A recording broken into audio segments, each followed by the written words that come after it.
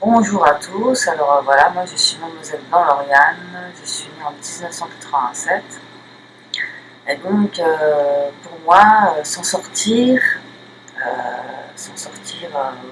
de la schizophrénie, c'est un bien grand mot. Donc voilà, donc personnellement moi je vis toujours avec mes humeurs, ma noirceur et tout le tralala.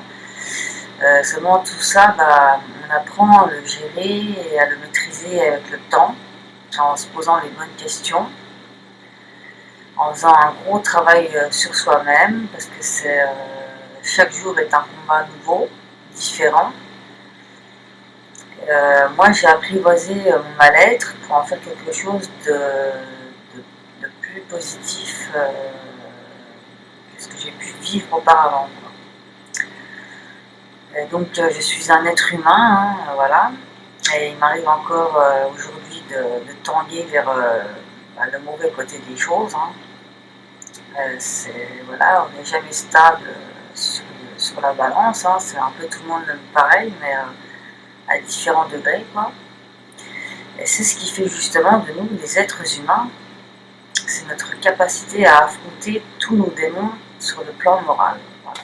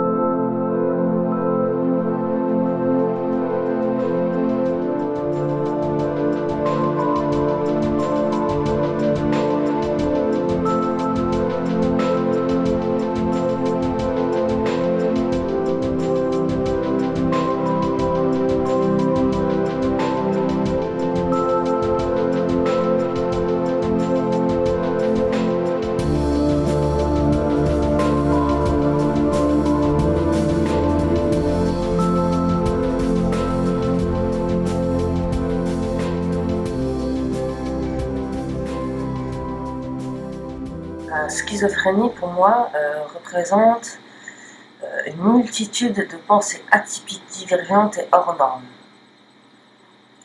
Donc, pour ma part, c'est penser par soi-même. Donc, je la définis comme étant divers dons, inexploités et difficiles à gérer au départ, quoi. Donc, l'image que j'en donne, qui en ressort de la personne, quoi, c'est tout simplement qu'il s'agit d'êtres humains, plus sensibles et vulnérables que les gens ordinaires, et donc qui sont plus ouverts sur le plan spirituel, toujours actuellement tabou.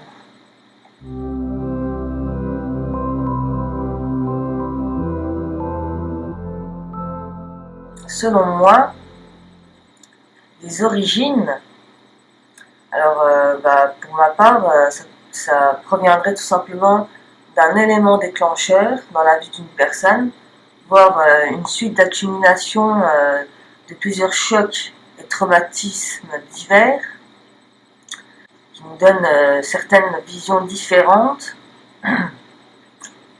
qui nous ouvrent des portes sur des visions différentes et des choses de la vie par rapport aux personnes dites normales, quoi.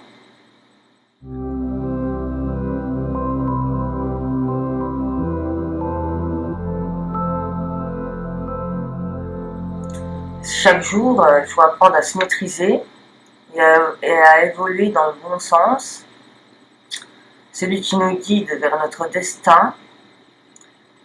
Le plus dur à gérer, c'est les idées noires, les pensées suicidaires face à l'incompréhension d'autrui.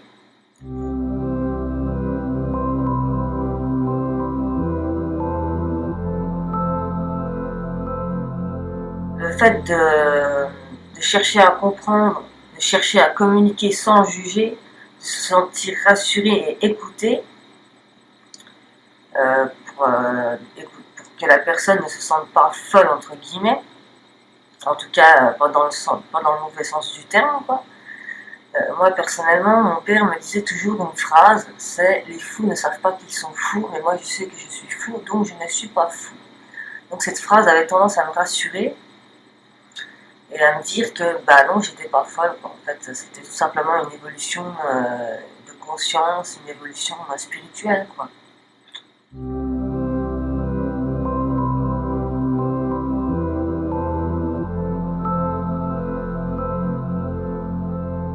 Pour ma part, c'est pareil, quoi. Il ne s'agit pas d'une maladie, mais d'un mal-être profond. Donc, et on doit vivre avec, et c'est un combat chaque jour, mais il faut apprendre à s'écouter soi-même, avec son cœur, pour, pour pouvoir évoluer dans le bon sens. Il faut apprendre à se maîtriser, à se gérer, à se contrôler, à se remettre en question, à faire de l'introspection, à savoir le pourquoi du comment, voilà. Et une fois que bah, qu'on s'est posé toutes les bonnes questions et qu'on a les réponses à ces questions, faire un travail sur soi-même pour évoluer, quoi.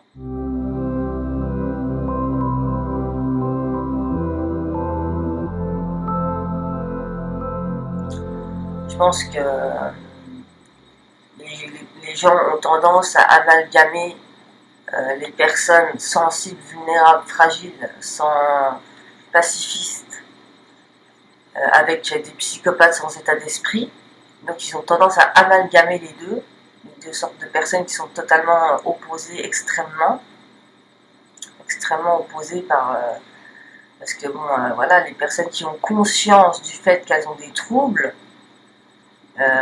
sont des personnes pacifistes et qui réagissent de manière ben voilà quoi, de manière voilà, elles sont vulnérables, donc elles se font du mal plutôt à elles-mêmes plus qu'aux autres, quoi.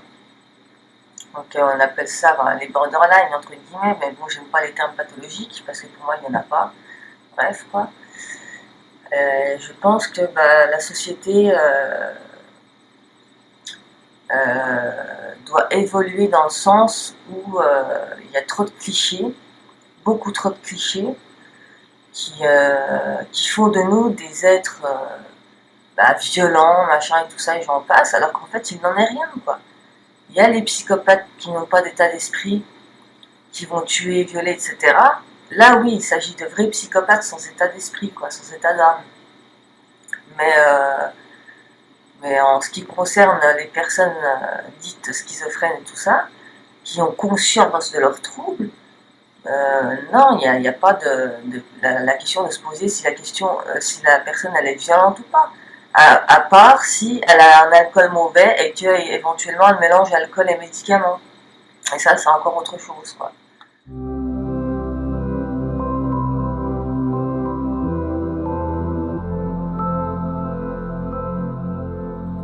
Donc pour ma part, il est très important de continuer à en parler, parce que les gens ont trop tendance à stigmatiser la chose.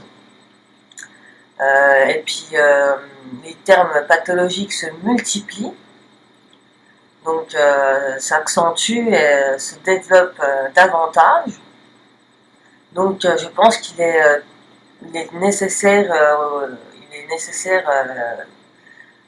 de médiatiser sur le sujet encore et toujours plus, parce que le message ne passe pas. Les gens refusent d'accepter le fait qu'ils sont dans un cercle vicieux, ils refusent de s'en sortir, ils se vantent de prendre des médicaments à foison, et c'est limite, ils sont contents voilà, et tout de suite, moi j'ai été diagnostiqué ci, ça, machin, ils comprennent pas que c'est la société en elle-même qui génère tous ces troubles en finalité par les médicaments, et que c'est toute une lobotomie psychiatrique déjà d'une, parce qu'on nous lobotomise le cerveau avec le fait qu'on est malade et qu'on s'en sortira jamais. Et ensuite, c'est toute une machination entre les laboratoires corrompus, donc, qui inventent des médicaments dans le but d'inventer d'autres pathologies, et entre également les HP, les domaines pharmaceutiques, voilà, qui génèrent la consommation de médicaments.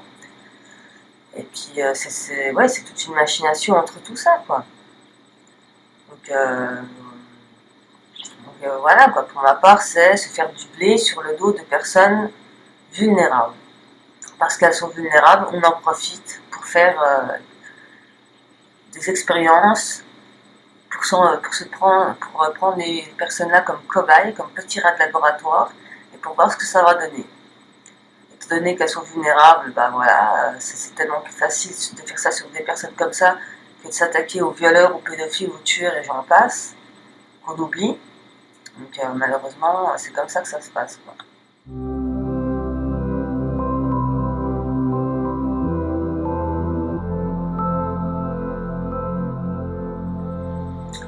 Bah, ça peut nous enseigner le fait que les personnes qui sont dites handicapées psychiques ou motrices ou autres, hein, d'ailleurs, mais bon, là il s'agit d'un handicap psychique, entre guillemets, encore une fois, ça peut nous enseigner le fait qu'il existe encore des êtres humains sur Terre qui sont sensibles, qui ont ce sentiment encore d'empathie et de compassion que les personnes de la norme n'ont plus. Donc il ne faut pas faire encore une fois l'amalgame entre des personnes extrêmement sensibles et fragiles et des personnes inhumaines.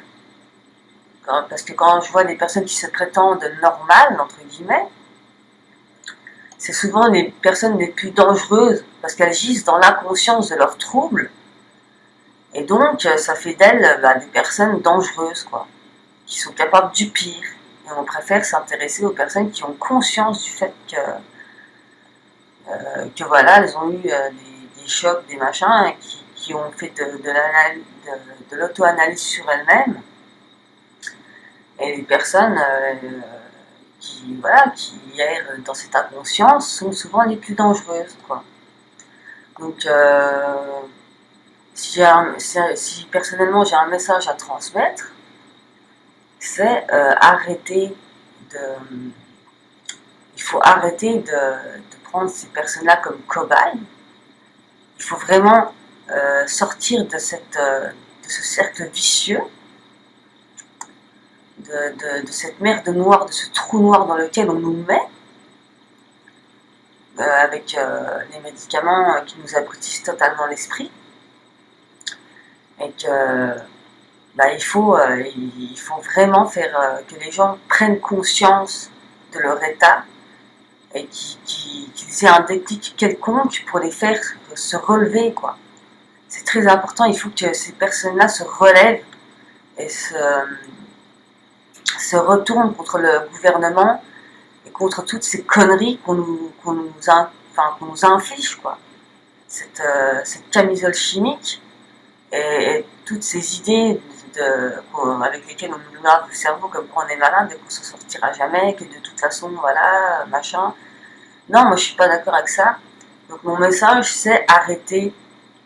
Il faut cesser de stigmatiser, il faut cesser d'abrutir les personnes qui sont souvent les plus intelligentes parce qu'elles sont en plein développement intérieur et cérébral, et qu'elles ont des idées tout à fait atypiques, certes, mais qu'il faut en tenir compte.